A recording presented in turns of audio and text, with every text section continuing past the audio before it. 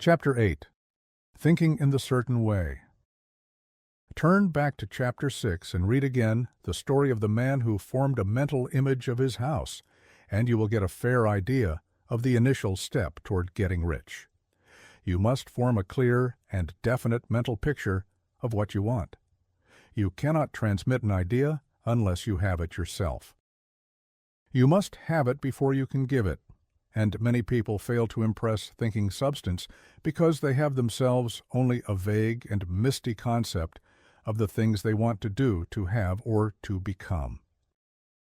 It is not enough that you should have a general desire for wealth to do good with. Everybody has that desire. It is not enough that you should have a wish to travel, see things, live more, etc. Everybody has those desires also. If you were going to send a wireless message to a friend, you would not send the letters of the alphabet in their order and let him construct the message for himself. Nor would you take words at random from the dictionary.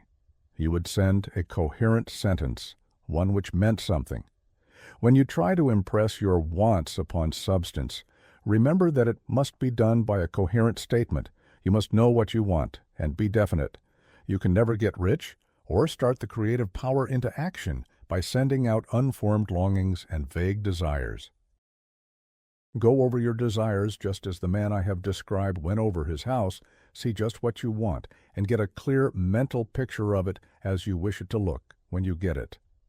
That clear mental picture you must have continually in mind, as the sailor has in mind the port toward which he is sailing the ship. You must keep your face toward it all the time. You must no more lose sight of it than the steersman loses sight of the compass. It is not necessary to take exercises in concentration, nor to set apart special times for prayer and affirmation, nor to go into the silence, nor to do occult stunts of any kind. Their things are well enough, but all you need is to know what you want, and to want it badly enough so that it will stay in your thoughts. Spend as much of your leisure time as you can in contemplating your picture, but no one needs to take exercises to concentrate his mind on a thing which he really wants. It is the things you do not really care about which require effort to fix your attention upon them. And unless you really want to get rich, so that the desire is strong enough to hold your thoughts directed to the purpose as the magnetic pole holds the needle of the compass, it will hardly be worthwhile for you to try to carry out the instructions given in this book. The methods herein set forth are for people whose desire for riches is strong enough to overcome mental laziness and the love of ease, and make them work. The more clear and definite you make your picture then, and the more you dwell upon it, bringing out all its delightful details, the stronger your desire will be. And the stronger your desire, the easier it will be to hold your mind fixed upon the picture of what you want. Something more is necessary, however, than merely to see the picture clearly. If that is all you do, you are only a dreamer, and will have little or no power for accomplishment. Behind your clear vision must be the purpose to realize it, to bring it out in tangible expression. And behind this purpose must be an invincible and unwavering faith that the thing is already yours, that it is at hand, and you have only to take possession of it. Live in the new house, mentally, until it takes form around you, physically. In the mental realm, enter at once into full enjoyment of the things you want. Whatsoever things ye ask for when ye pray, believe that ye receive them, and ye shall have them, said Jesus. See the things you want as if they were actually around you all the time. See yourself as owning and using them. Make use of them in imagination, just as you will use them when they are your tangible possessions. Dwell upon your mental picture until it is clear and distinct, and then take the mental attitude of ownership toward everything in that picture. Take possession of it in mind, in the full faith that it is actually yours. Hold to this mental ownership. Do not waver for an instant in the faith that it is real. And remember what was said in a preceding chapter about gratitude. Be as thankful for it all the time as you expect to be when it has taken form. The man who can sincerely thank God for the things which as yet he owns only in imagination has real faith. He will get rich. He will cause the creation of whatsoever he wants. You do not need to pray repeatedly for things you want. It is not necessary to tell God about it every day. Use not vain repetitions as the heathen do, Jesus said to his pupils, for your Father knoweth the things ye have need of before ye ask him.